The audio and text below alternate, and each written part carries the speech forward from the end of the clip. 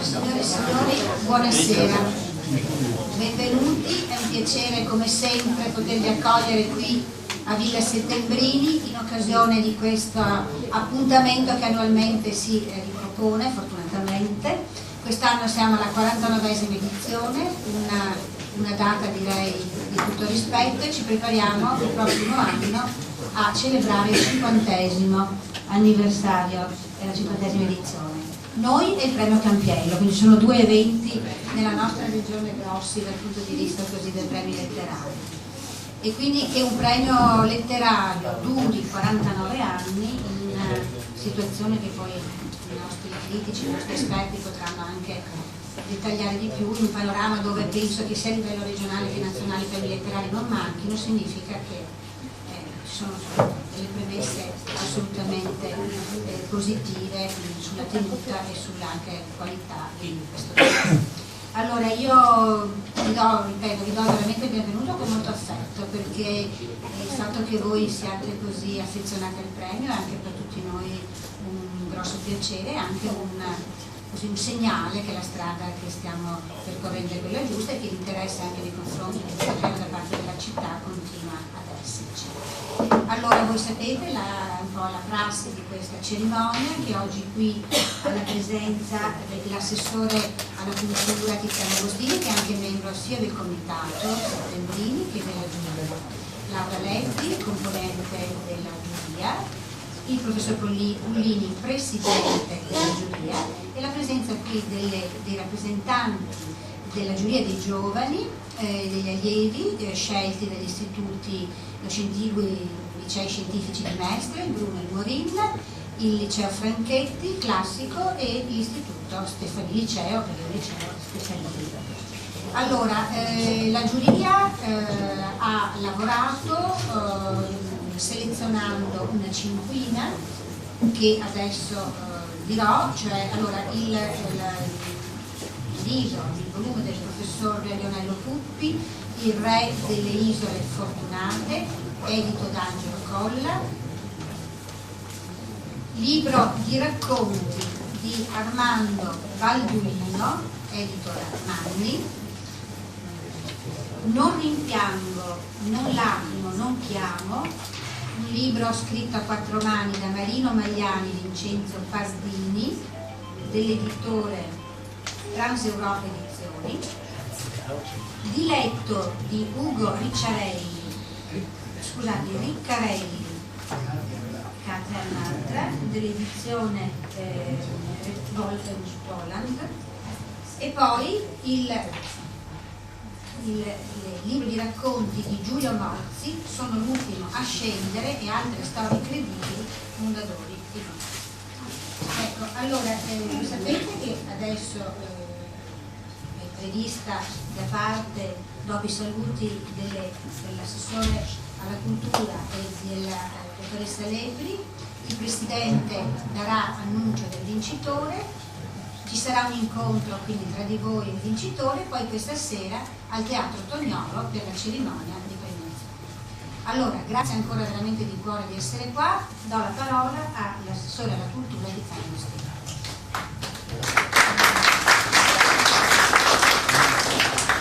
Buonasera, un grazie preliminare alla dottoressa Maria Teresa De Gregorio, che in rappresentanza della Regione e in quanto autore di questa regione gestisce e organizza una dimensione culturale importante del nostro territorio, che è legata alla scrittura e alla letteratura, e in questo caso al premio Settembrini. Premio Settembrini con cui l'amministrazione comunale di Venezia collabora a partire anche dalle contingenze fortuite e fortunate, perché prima ancora di essere nominata assessora mi trovavo nella giuria e nel comitato del premio, e questo mi consente anche di valutare pienamente il valore di questa iniziativa nel nostro territorio. Un territorio dove la scrittura è di casa, dove gli scrittori sono di casa e dove scrivere è possibile, perché le suggestioni dei crocevia metropolitani, come ci piace pensare Mestre, consentono di ricavare storie, per cui portare in primo piano delle narrazioni brevi, come nel caso dei racconti, significa anche stimolare i nostri concittadini a scrivere, ma soprattutto questa sera noi siamo lieti dell'appuntamento perché il premio Settembrini, come tutti ben sanno, è il premio più significativo per quanto riguarda la forma della scrittura, che è la narrazione breve condensata poi in un volume di racconti. Naturalmente, come ricordava la dottoressa De Gregorio, noi ci apprestiamo anche a fare festa come si deve ad un appuntamento importante, 49 anni, sappiamo della fatica di portare avanti la dimensione della cultura nelle scelte anche delle pubbliche amministrazioni, ma abbiamo anche la consapevolezza che se il nostro luogo è un po' più civile, un po' più abitabile, lo dobbiamo proprio alla cultura in generale e al promuovere la scrittura anche attraverso la forma dei premi. Più tardi ci sarà la consacrazione ufficiale del vincitore, la segnalazione dei altri 4 finalisti che comunque onorano il premio, tra l'altro un premio importante, ma nel merito della partecipazione ben dirà meglio di me il professor Giorgio Puglini. Sicuramente da amministratrice di questa città che si chiama Venezia, vedere a Mestre questo premio è nel segno anche di una parte del nostro comune che è quella più dinamica e più capace anche di rappresentare i processi del presente, come sa fare la letteratura e come sanno fare i libri editori.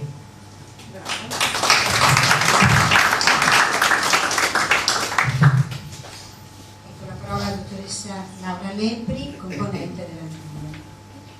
Allora, grazie. Sì, 2 parole molto velocemente, solo per parlare di 2 libri in sintesi estrema, poi di altri 2 libri parlerà Tiziana Agostini e del vincitore professor Puglini. Dunque, io mi soffermo a segnalarvi con molto calore, molta convinzione, 2 libri scelti dalla giuria tecnica di cui davvero mi onoro di far parte, nel senso la sottolineatura, ma nell'onorata, nell'essere onorata, di far parte da qualche anno, di 2 libri che sono di 2 professori e che secondo me sono la cui presenza è interessante perché infrangono un pregiudizio, un luogo comune e anche qualcosa di vero, una tradizione, nel senso che sono 2 professori, 2 studiosi molto insigni, molto importanti, ognuno nella propria specificità, ma permettetemi il paradosso, sono 2 professori che sanno scrivere molto bene, cosa che non è scontato, e che sanno scrivere molto bene di narrativa,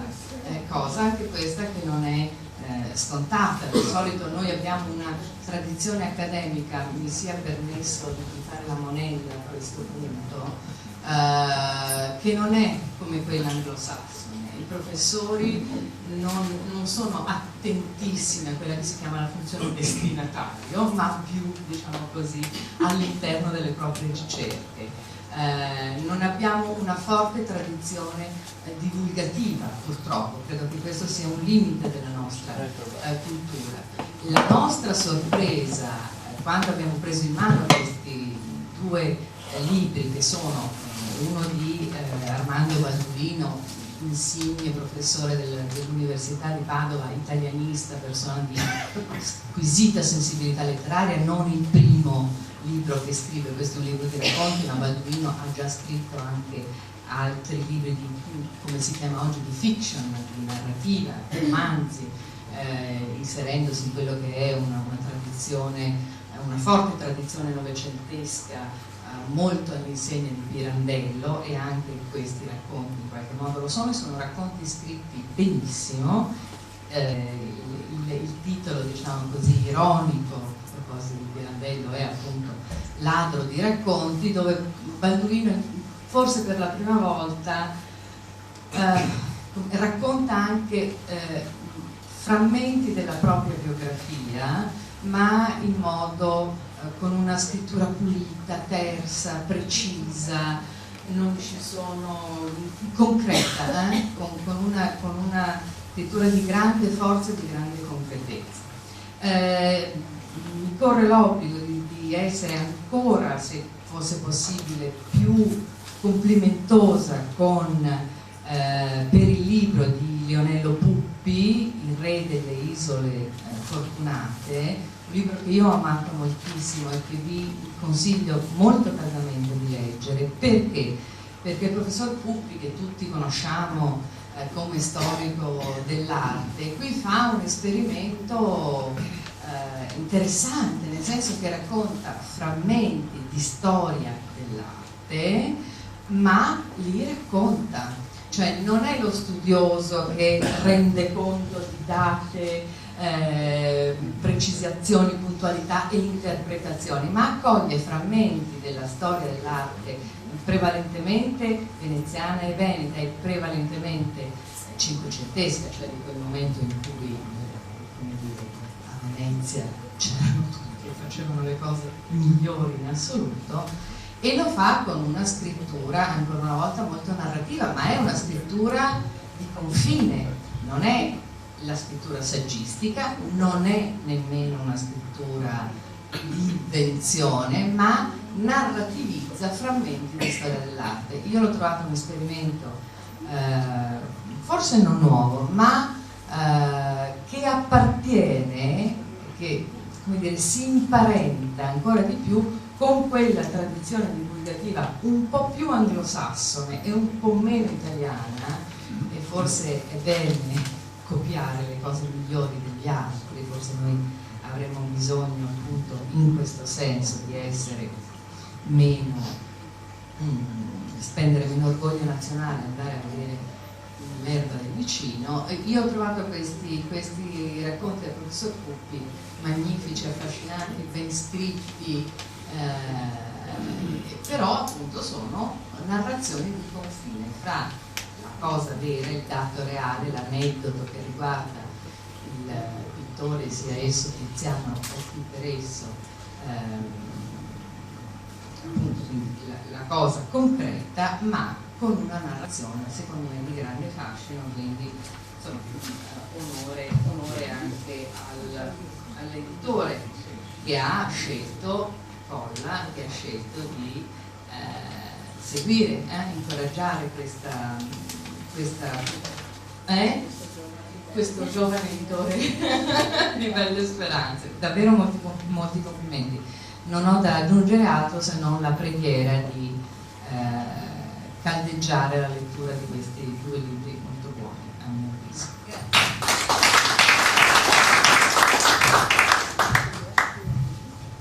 Come avete capito, i giurati hanno passato delle buone ore con questi libri, anche tra di loro, nel discutere e nello scegliere chi doveva entrare nella cinquina, perché mi sia consentito un ragionamento di ordine generale da giurata. Quello che va rilevato è la partecipazione significativa, non soltanto in termini quantitativi ma in termini qualitativi. Noi abbiamo avuto molti autori importanti ed è stato da un certo punto di vista difficile scegliere e ridurre a 5 i nostri orientamenti. Laura Lepri ci parlava di questi grandi maestri che tutti noi abbiamo avuto l'onore di frequentare e con i quali ci siamo formati. Però il tema della letteratura quest'anno nel dibattito sui giornali si è molto incentrato sulla questione stilistica. Pare che in Italia il livello medio dell'italiano che viene usato per i libri e per la narrazione sia un po' sceso. Si curano molto le trame, ma si presta meno attenzione e meno vigilanza alla forma delle storie. Probabilmente la forma del racconto consente invece di fare un'operazione di sorveglianza della propria lingua e della propria scrittura. Uso questa premessa di ordine generale perché è funzionale a spiegare le ragioni che hanno portato a scegliere i due libri che vi sono stati affidati di presentare.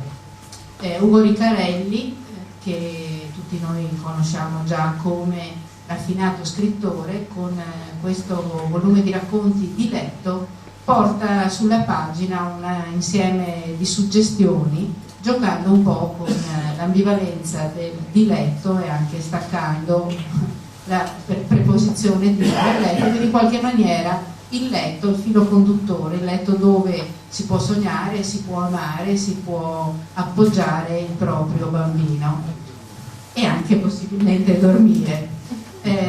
La scrittura di Riccarelli è molto precisa e puntuale nelle sue narrazioni e la scelta di inserirlo nella cinquina è proprio legata alla cifra stilistica delle sue storie. Cifra stilistica che ritorna anche nell'altro volume, se scelto, Non rimpiango, non lacrimo, non chiamo, di due autori accomunati dalla compresenza nello stesso volume, quindi Vincenzo Pardini e Marino Magliani, ma al di là della contiguità, quello che rende omogeneo il libro è questa grande intensità nello scegliere delle storie anche estreme, che hanno a che fare con le figure marginali, con i borderline, con la follia, con la civiltà contadina e il mondo della montagna, che non porta a liberazione, non c'è Arcadia in queste storie, ma c'è anzi molta violenza,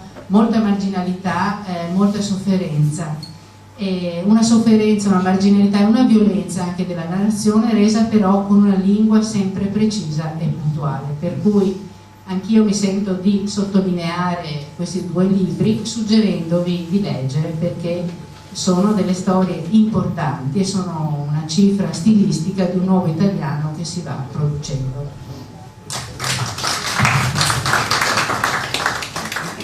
Grazie. Allora, prima di passare la parola al professor Pullini, vorrei ringraziare e salutare, ringraziare della loro presenza qui gli eredi settembrini, la signora Di Marcantonio, la signora Nogarin degli Angeli e la signora Liliana Bartolini.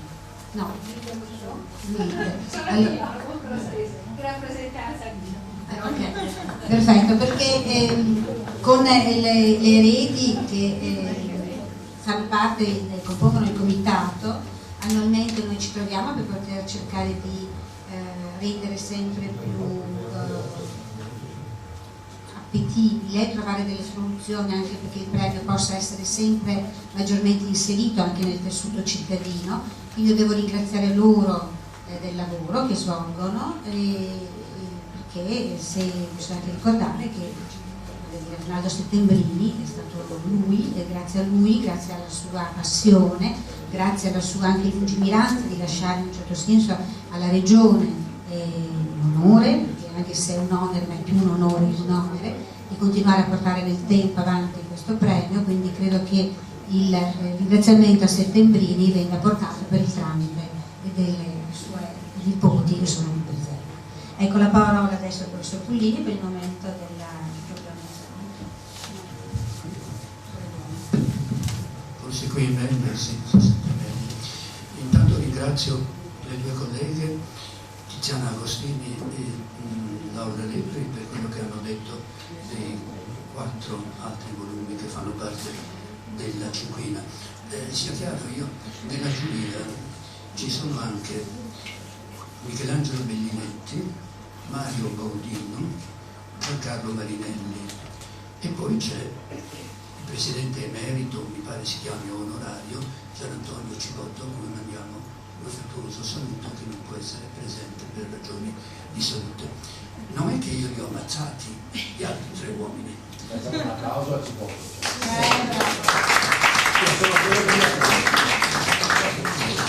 Non li ho ammazzati gli altri 3 uomini, sono rimaste le 2 donne che fanno la loro bella figura. Non so se uscirò vivo però, perché sono donne di carattere, molto brave,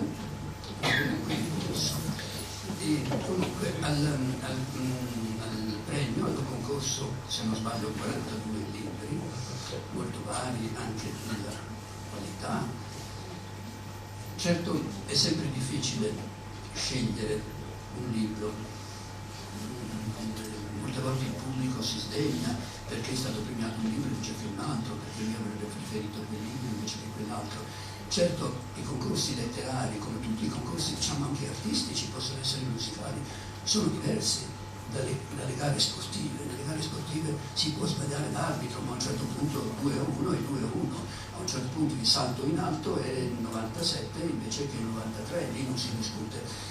Di fronte alle opere del pensiero o le opere d'arte, le opinioni possono essere molto varie, e molte volte ci troviamo in imbarazzo noi stessi di fronte a dei libri che apprezziamo in uguale misura o quasi uguale misura, e per i quali però bisogna poi prendere partito. Quindi, con tutta la stima per i libri che noi abbiamo scelto, questo non significa che gli altri siano libri da buttare, ce ne sono molti altri di buoni, e che probabilmente a qualcuno del pubblico possono piacere anche di più di quello che non siamo piaciuti questi a noi. Insomma, l'ambito il mondo della cultura e dell'arte in particolare è molto sfumato. Seguirete anche voi spesso, non so, i festival del cinema per esempio, no? Molte volte vincono dei film che non convincono tutti i membri della giuria, ma convincono alcuni membri più di alcuni altri. La mia opinione, per l'esperienza che ho, scopro l'acqua calda, è che si premino dei buoni libri, che siano i migliori in assoluto. Questo nessuno lo può decidere, non esiste il migliore in assoluto nell'ambito artistico. Possono esistere dei buoni libri. L'importante è che abbiamo premiato, che abbiamo scelto dei buoni libri che possano riscuotere anche l'interesse e l'approvazione di voi lettori.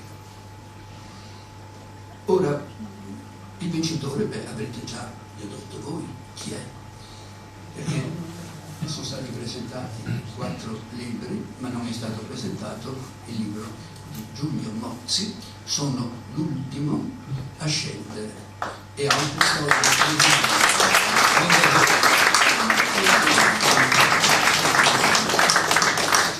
Scrittore d'altra parte noto, se non sbaglio è il suo 6º volume, libro di racconti, e ha scritto soprattutto racconti, alcuni già molto noti, anche popolari, e pubblicati anche da editori di nome. Ha cominciato con Questo è il giardino, Teoria 93, poi ripubblicato da Sironi, La felicità terrena e Einaudi 96, Il male naturale, Mondadori 98, Fantasmi e fughe, Einaudi 99, Fiction, Einaudi 2001. Poi c'è un intervallo abbastanza lungo, se non sbaglio, dal 2001 a questo ultimo, appunto, Sono l'ultimo a scendere e altre storie incredibili, Mondadori. Ora, stasera leggerò una motivazione. Ora, che dire, intanto brevemente si può dire qualcosa dell'autore. Io ho detto non è un autore nuovo per noi, è piuttosto noto, nato a Camigliano Vicentino, non importa dire quando. No, io ci tengo a non dire quando, perché si cominciano a dire quando di me sono finito, e quindi meglio non dire, sfumare.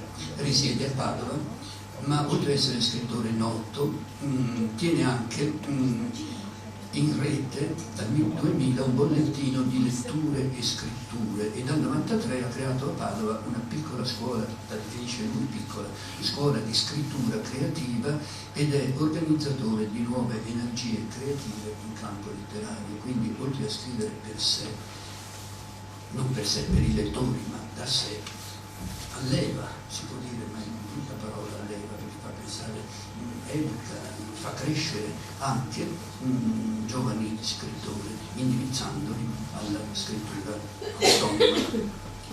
Quindi nessuno meglio di lui può presentare il libro di racconti che ora ha scritto, ma questo, la presentazione la leggerò questa sera. È un libro formato di ben 132 racconti brevi.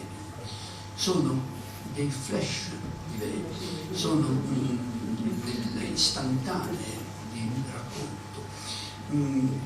L'unità, se vogliamo, di luogo è costituita dal ricorso frequente del treno, e l'unità del mezzo attraverso il quale si intrecciano i racconti è costituita dal telefono. Cioè sono occasioni che gli si offrono di incontrare persone, e in treno, lui è un viaggiatore quasi quotidiano, perché cura presso l'editore Sironi una collana di narrativa, e quindi è anche costretto per motivi di lavoro a spostarsi quasi quotidianamente, quindi quasi quotidianamente viaggia in treno e poi riceve di continuo, soprattutto a casa, telefonate da parte di aspiranti scrittori, ma anche un po' tutti noi, da parte, diciamo, di rompiscatole, chiamiamole così volgarmente, cioè quelle persone che ormai sono autorizzate, poveretti, forse sono anche un loro lavoro alle volte, a reclamizzare un certo prodotto o a invitare a una certa occasione, a un incontro, a un dibattito, eccetera. Mozzi ha l'occhio aperto sulla realtà che gli si offre, che lui non cerca, ma gli si propone, qualche volta gli si impone. Non la tratta sempre bene, cioè è disponibile finché la persona che lo interpella non comincia a premere un po' troppo il pedale, si comporta magari scorrettamente o ineducatamente o qualche volta rimane nel vago. Ci sono delle telefonate molto divertenti o piacevoli in cui la persona che telefona non dichiara il suo nome, non dice per quale ditta lavora, e Mozzi allora la incalza, vuole che si riveli finalmente e a un certo punto comincia anche a prenderla in giro o interrompe il dialogo in maniera drastica. Lo stesso Mozzi si definisce un orso qui, ma è un orso per forza di cose, diciamo, la realtà che si presenta davanti non è delle migliori. Mozzi non giudica, lascia che capiamo noi dal modo in cui si comporta di fronte a queste persone il giudizio sottinteso. Molte volte appunto si tratta di persone maleducate o comunque di persone un po' distratte, vaghe o presuntuose, che pensano di aver diritto di intervenire, di interferire sempre nella vita degli altri. E lui ne ricava non delle morali, ma delle conclusioni molto spesso umoristiche, molto spesso divertenti, non direi comiche perché sarebbe esagerato, ma molto spesso piacevoli. E la scrittura è molto secca, molto sintetica. Dice Mozzi che per la prima volta qui ha dato ampio spazio al dialogo, quello che non ha mai fatto negli altri suoi volumi di racconti. Infatti il dialogo è incalzante, direi che i racconti si risolvono quasi in dialoghi di botta e risposta. È uno stile molto sintetico, molto secco, scattante e incisivo. Direi che qui c'è materia per 10-20 romanzi, volendo, anche se Mozzi non scrive romanzi, o perlomeno per racconti lunghi, perché c'è un materiale veramente inesauribile. Dico, è una finestra che si apre sulla realtà contemporanea come gli si presenta e gli si offre, con una miriade di situazioni, di occasioni e di personaggi, di tipi, perlomeno, di tipi, che potrebbe anche implicare uno sviluppo maggiore, ma va benissimo anche così, perché il libro si divora, ogni racconto invita a passare al successivo, perché sappiamo che già nel successivo ci sarà una situazione nuova e diversa, anche se sempre, dicevo, collegata da questi motivi ricorrenti del treno e del telefono. Un libro quindi veramente vivo, vitale e nello stesso tempo mobile. Non so quanto ci sia di vero e quanto di fantastico, dice lo stesso Mozzi, non ha voluto riprodurre alla lettera solo fatti che gli sono accaduti, né d'altra parte ha voluto soltanto inventare. Probabilmente si è ispirato a occasioni che gli sono capitate, ma poi anche deformate e ricreate da par suo. Ne ha scelto un certo numero, perché Mozzi, come dicevo prima, tiene dal 2002 su rete, che io non so neanche cosa voglia dire perché io non capisco niente né di computer né di internet, purtroppo appartengo a un altro secolo, a un altro secolo apparteniamo tutti purtroppo. Io forse a 2 secoli, io 2 secoli, e quindi mi sono fermato a un certo punto con i mezzi che ho imparato da ragazzo, sono arrivato alla macchina elettrica da scrivere facendo una miriade di errori e non di più. Vabbè, ma voglio dire, lui tiene, beato lui, in rete dal 2000 un bollettino di letture e scritture e un diario, anche tiene un diario, che voglio dire, un diario da cui ha estrapolato poi una scelta di racconti o di spunti che sono qui, ma ce ne sarebbero tanti altri, e lui stesso rimanda poi a internet per chi vorrebbe leggerne altri. Stasera leggeranno dei racconti. Io non presumo adesso qui di dare un'antologia, perché poi adesso dobbiamo dare la parola all'autore, ma così un piccolo assaggio, se ne può dare un piccolo assaggio di situazioni divertenti che lui ci presenta. Per esempio, ecco, un poeta emiliano intitolato, al centro c'è una figura di un poeta di origine emiliana, e ognuno di questi brevi racconti porta una data. Diceva Uliari, 13 ottobre 2003, suona il telefono portatile, un numero sconosciuto, rispondo, come sentite già sono già 3 periodi questi. Suona il telefono portatile, punto, un numero sconosciuto, punto, rispondo a capo. Buongiorno, dico, sono Giulio Mozzi. Buongiorno, sussurra una voce maschile molto sommessa. Silenzio. Con chi parlo, dico. Silenzio. Per piacere, con chi parlo? Mi sente, dico. La sento benissimo, sì, grazie, sussurra la voce. Bene, dico, io sono Giulio Mozzi. Lei chi è? Sono un poeta emiliano, sussurra la voce. E si chiama? Dico. Silenzio. Mi scusi, sussurra la voce, sono troppo emozionato. Questo non impedisce di avere un nome e un cognome, dico. Silenzio. I nomi non sono importanti, sussurra la voce. Sono d'accordo, dico. Io però parlo solo con persone che hanno un nome e un cognome. È una vecchia abitudine. Mi viene fuori un po' d'orso, diciamo. Silenzio. Mi chiamo Tizio, sussurra la voce, e sono un poeta emiliano. Bene, dico, e io sono un prosatore veneto.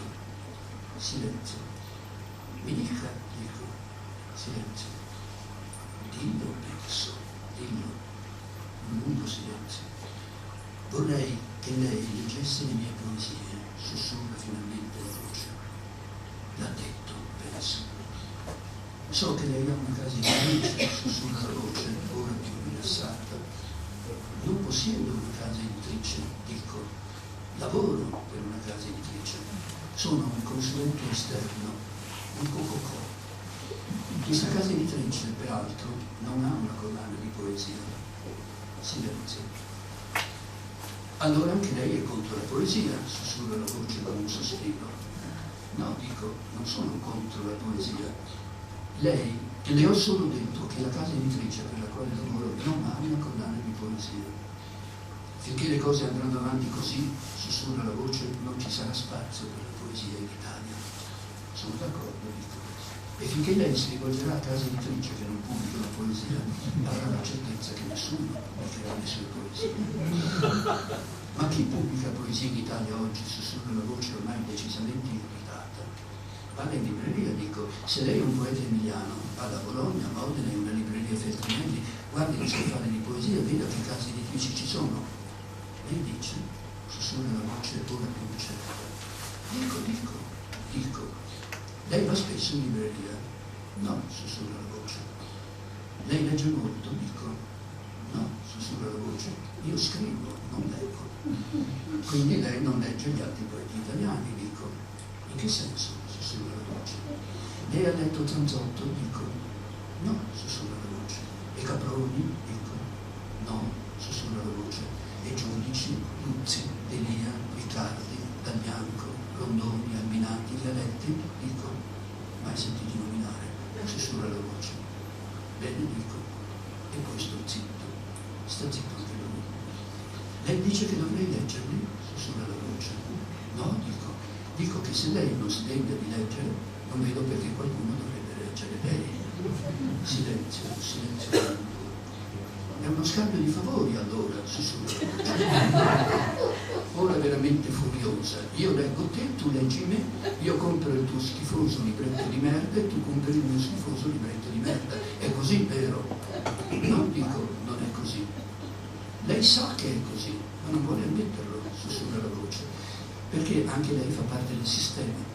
Lei pubblica schifosi libretti di merda, di schifosi poeti di merda, perché altri schifosi poeti di merda li comprino e li lodino. Sto zitto. quanto vuole? Sussurra la voce brusca. Dico, quanto vuole? Sussurra la voce per pubblicare il mio schifoso libretto di merda. Ripeto, dico, la casa editrice per la quale lavoro non ha una collana di poesia. 4.000, 5.000 euro, sussurra la voce insinuante. 6.000, 7.000, neanche un soldo, dico. La casa editrice per la quale lavoro paga gli autori. Capisco, sussurra la voce, è tutta una questione commerciale. Lei non ha capito un bel niente, caro mio poeta Emiliano, dico. È lei che non capisce un bel niente, sussurra la voce. Sono d'accordo, dico. Mi pare che possiamo salutarci qui. Senta, sussurra la voce. Dica, dico. Comunque, sussurra la voce. Dove posso mandarle le mie poesie?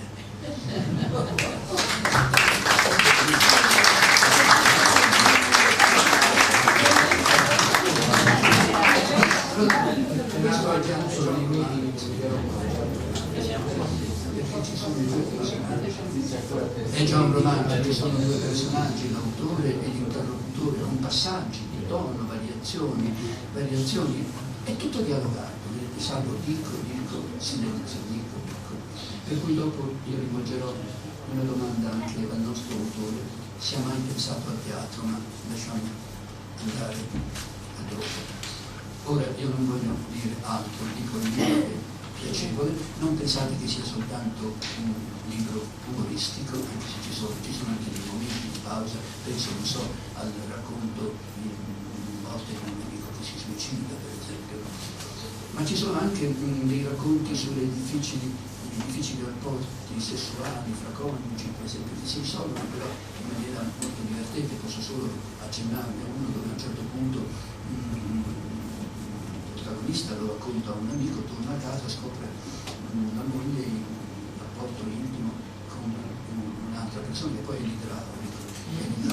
Ma questo crea un complesso nell'uomo tradito, perché a un certo punto si trova, si risveglia la sua sessualità. Quando lui pensa a sua moglie o al compagno che sia con l'idraulico, rincaduzzisce, e di qua nasce una vita sessuale molto intensa fra i due, tant'è vero che la donna dopo un po' non ne può più, perché è assalita tutte le ore di giorno e di notte, anche nel luogo del lavoro, anche in ufficio.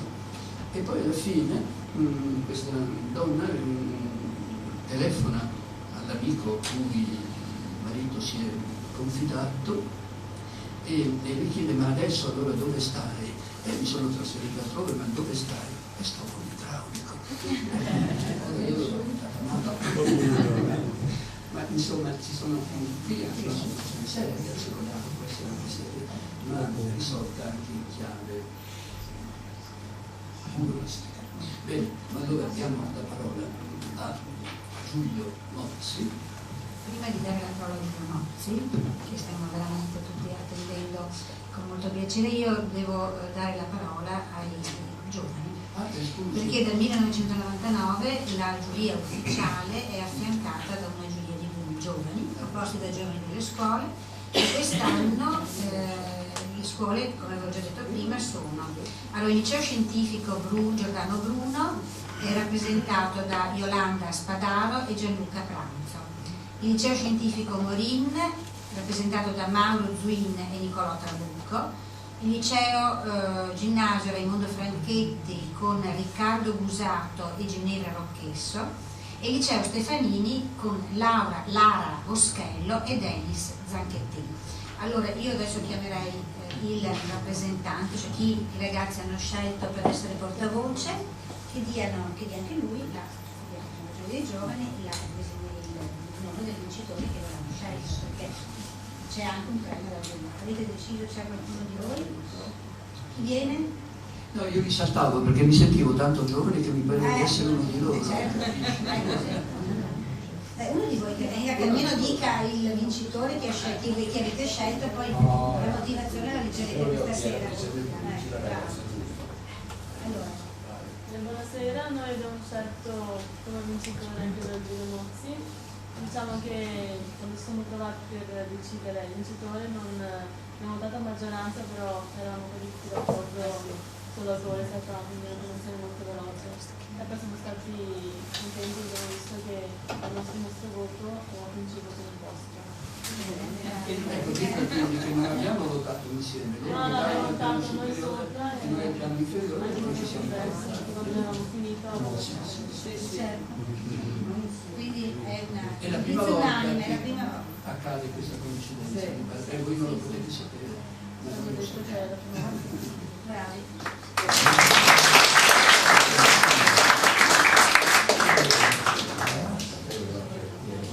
Sì, allora, se prima vuole parlare lei liberamente o vuole che io le chieda qualche cosa, lei ha già detto tutto, dice nel suo libro e quindi... No. È una bella cosa.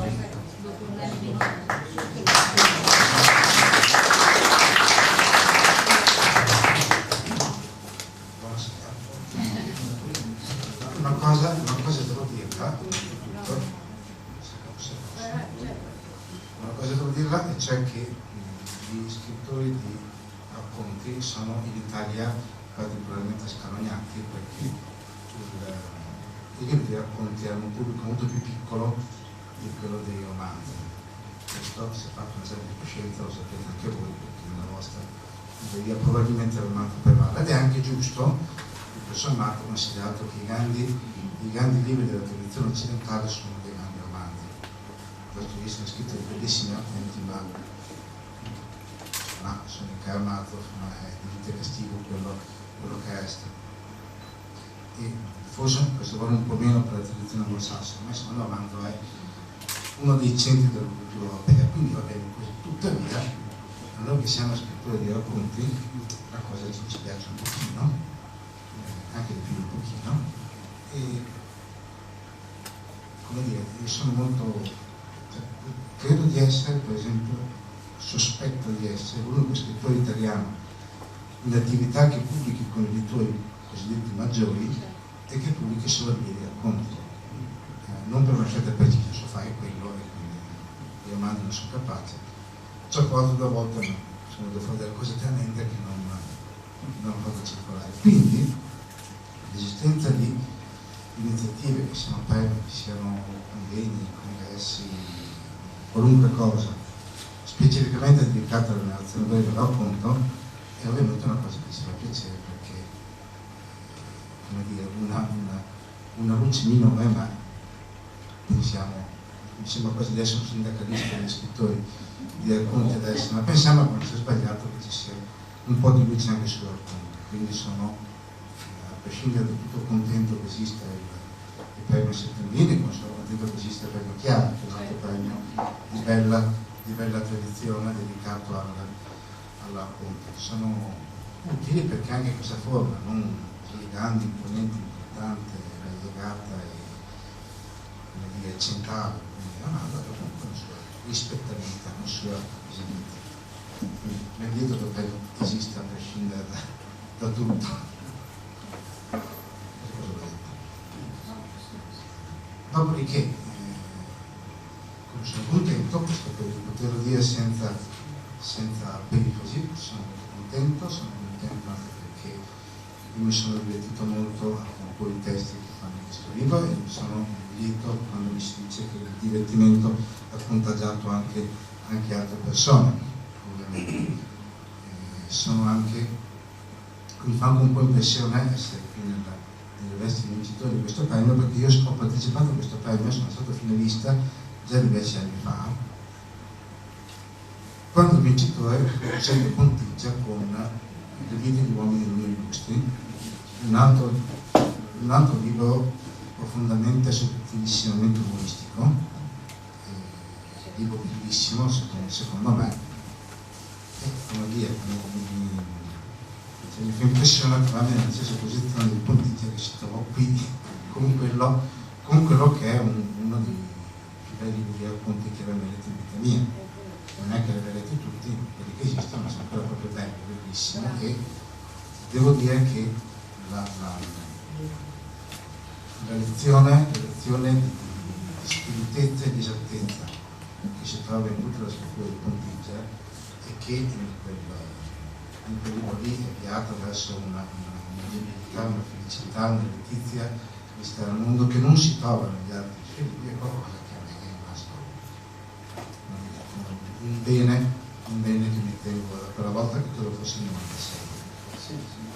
Quindi trovarmi tanto compagnia mia nuova, spero che mi pontiglia, ma quindi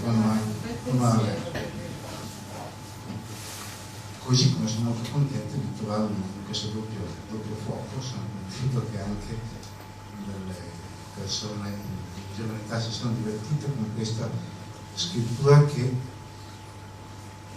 io ho cercato di rendere piacevole nella lettura, ma che ho sempre trovato molto complicato fare, perché questi raccontini, giustamente il professor Polini diceva, questa è una scelta, raccontini di questo tipo viene pubblicato in media in rete 406 nell'arco di alcuni anni, e i 132 sono una scelta del numero, e per me furono un esercizio di disciplina, perché avevo a un certo punto intravisto una forma, la forma appunto quella del professore Electroflash.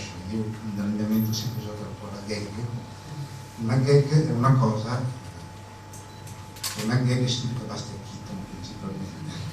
Una gag è una cosa in cui ci sono molti piani sovrapposti e tante cose che vengono contemporaneamente e che si impiccano e si descrivono in maniere sempre impreviste per chi sta a guardare. E per questa forma avevo trovato un contenuto che era più, siccome io sono un generatore di equivoci, come dire, ad alto potenziale, sono un generatore di equivoci perché sono pedante, molto pedante, ovvero prendo dalla lettera pressoché tutto ciò che mi si dice. Posso fare le figure dell'idiota dicendo questo, ma io sono uno che, se mi domandate come va, io comincio a pensare, perché non è semplice rispondere a una domanda di questo tipo. Quindi, essendo io pedante, essendo vittima purtroppo della letteralità della lingua, continuamente in qualunque scambio, come nell'esempio che avete appena sentito, mi trovo in sovrana difficoltà. E mi interessava l'equivoco perché mi interessava capire che cosa dice la lingua nel momento in cui viene anche decontestualizzata, nel momento in cui è stata una lingua nuda e solitaria che deve dire quello che deve dire senza quegli appoggi che vengono dall'ammiccamento, dal gesto o altro. Questo spiega anche la frequenza delle conversazioni telefoniche in questo rivolto, che sono quelle conversazioni in cui manca il corpo. Soltanto la voce magari sussurrante, espressiva, ma è solo quella, quindi l'equivoco può raggiungere dei livelli favolosi. Detto questo, siccome poi sono anche un registratore perché ascolto tutto quello che si dice, anche oggi venuto qui con una curiosa accoglienza su quella c'era scritto Mestre, in realtà non andava Mestre, perché lo equivoco mi assedia, se il conducente si è dimenticato di cambiare il cartello sopra, per cui a un certo punto sono andato verso Ceneseo, che è il posto per sapere il sacco, e c'è stata una rivolta a bordo della corriera, perché ovviamente tutti volevano andare a Mestre, e abbiamo convinto il conducente a fare una deviazione, una cosa complessa. Ovviamente, se no, per rimettere queste cose, ho deciso, quando cominciai a tenere questo diario pubblico, dal quale sono stati questi racconti, fece un voto con me stesso. Cioè, io dissi che non volevo mai, in questo diario, non avrei mai appuntato qualcosa che mi fosse veramente accaduto. E tuttavia, volevo che questo diario fosse, nella sua bizzarria, perfettamente credibile. E questo spiega anche il sottotitolo, perché il sottotitolo che è stato drammatico in casa editrice, perché il titolo è "Sono l'ultimo a scendere e altre storie credibili", e il grafico continuava a scrivere "incredibili". Io no! Devono essere credibili le storie, e sono tutte invenzioni, elaborazioni, trasformazioni, fuorché un dialogo che sentì nella metropolitana di Roma, che aveva una tale perfezione per essere così struggente a modo suo, che io sono stato lì ad ascoltarla prima raggiungo sul pezzo di carta e non lo notai, perché era un piccolo puro lavoro di teatro.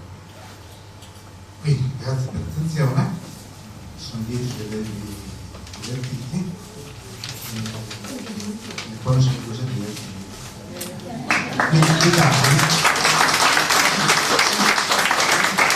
teatro, io ho lavorato parecchio in una compagnia che fa teatro bambini, dove poi tra l'altro l'equivoco Giappone Paola eccetera eccetera funzionano anno sono sempre molto piacevoli. Il teatro mi piace molto anche il teatro fatto Paola. Sì, nel senso che penso a un teatro per carità, adesso non mi dico elementare, ma un teatro che viene non so da figli campanile, e addirittura ha scritto per il teatro ma non riesce meglio, però aveva il gusto della battuta, gli aforismi di italiano, per esempio, qualcosa, forse c'era anche in questo. Poi fino, non credo sia una minore, io la scrivo molto, fino a Franca Valeri, per esempio, cioè l'umorismo di Franca Valeri.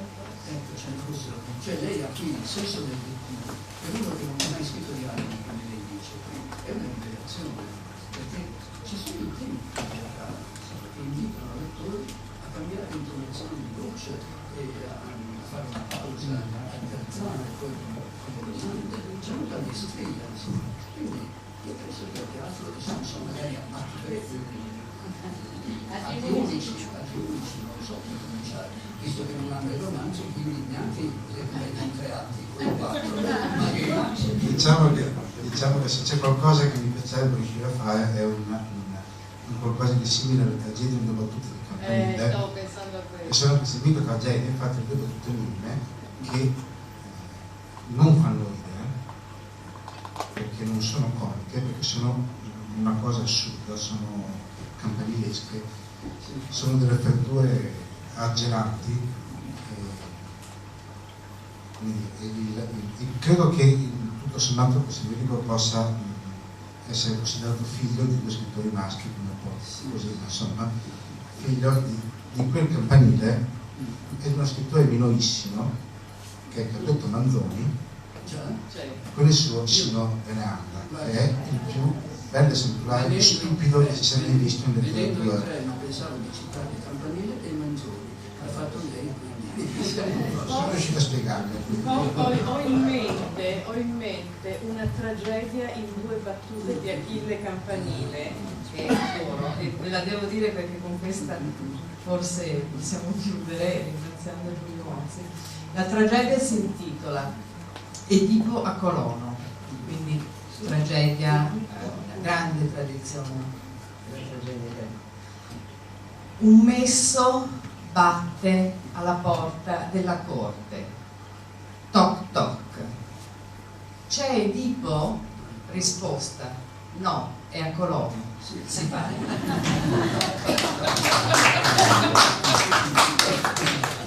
D'altra parte, poi me l'avete sentito fino a quando non mi chiedo di parlare. Quando avevo 6 anni, tanto per dire che le cose vengono da lontano, quando avevo 6 anni inventai una barzelletta. Se qualcuno mai si è chiesto da dove vengono le barzellette, sapete che una, sfortunatissima, perché non mi metto una indietro, una l'ho inventata io. La battuta questa, e la barzelletta è questa: mamma Pulce dice al suo pulcino che vuole andare per il mondo: vai figliolo, ma sii prudente.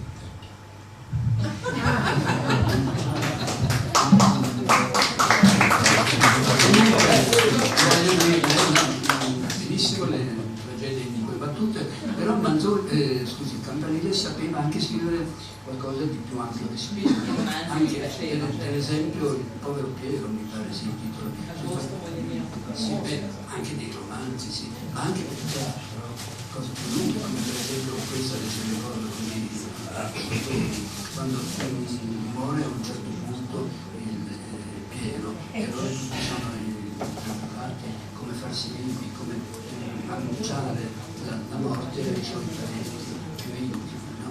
E allora cominciano a stendere un telegramma, uno comincia col dire: allora morto Piero, venite subito. No, dice così, hanno un infarto, non è possibile. Allora dice: Piero grave, venite subito. No, dice, tanto capiscono che morire grave è un eufemismo, grave è un eufemismo, vuol dire che è già morto. Allora Piero non poco bene, venite subito, io lo riduco ai 6 soldoni. No, dice, è lo stesso, è quel venite subito che inganna. Se voi scrivete venite subito vuol dire che è morto. Beh, allora scriviamo Piero benissimo, state lì, se vogliono capire capiscono. Però questo va avanti a lungo. E qui volevo chiedere, ma forse Mozzi mi ha già risposto, io volevo chiedere se lei per questi racconti e gli altri che non ha raccolto qui parte dalla realtà oppure la reinventa a distanza di... Adesso lei ha detto in parte sono inventate, ma qualche spunto ci sarà pure dalla realtà. Se però lei guarda la realtà pensando già che ne ricaverà qualcosa, oppure prima guarda la realtà da uomo libero e poi a un certo punto quando si mette a scrivere magari anche dopo un anno elabora e ricava il suo ieri mattina alle 7:15 ho preso sempre le ore qui, quando parti quando arrivi. Sono un uomo pedante. Ieri mattina alle 7:15 ho preso l'autobus numero 6 a Padova, accompagnando una signora di 82 anni, non di Padova, che doveva andare adesso non so contarvi dove. E questa è una signora che abita in un paese che fa un'età da ottantenne, quindi non è che non è giovane come lei, insomma, non è una che la ringrazio, ma io no di più. Si ritenga cari. Nessuno li vuole. Quindi questa persona mi parla, sta in a casa, fa le piccole vite dei paesi, quindi frequenta delle amiche che hanno tutte più o meno la vita sua, o poco più o poco meno. Ma sai se questo autobus che è pieno di ragazzette che vanno a scuola, fondamentalmente. Ragazzetti di uniforme genere, colore, dimensione, eccetera, eccetera. Mentre io me ne stavo bello tranquillo nell'autobus, attaccato al porto così, vedo che questa signora per la quale ho trovato un posto è molto imbarazzo. Quando scendiamo gli dico ma qual è il problema? E dice non sono abituato alla gente.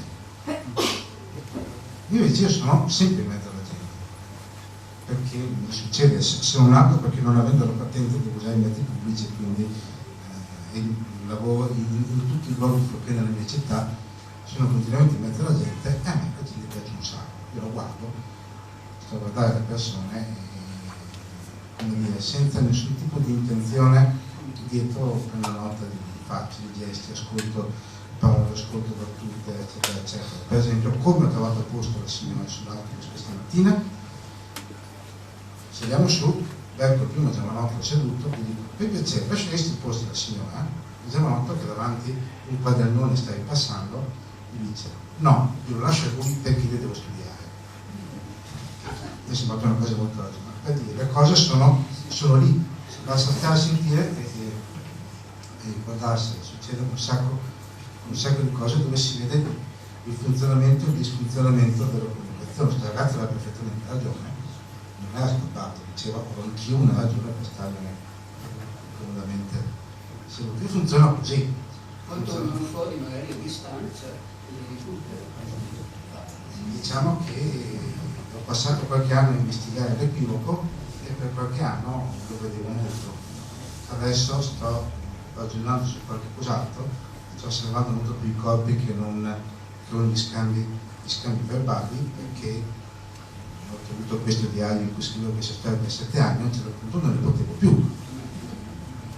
Adesso sto guardando i corpi sono un'altra cosa, fanno un altro effetto e quindi sto scrivendo delle cose in cui nessuno parla e tutti fanno gesti, si muovono le cose simili.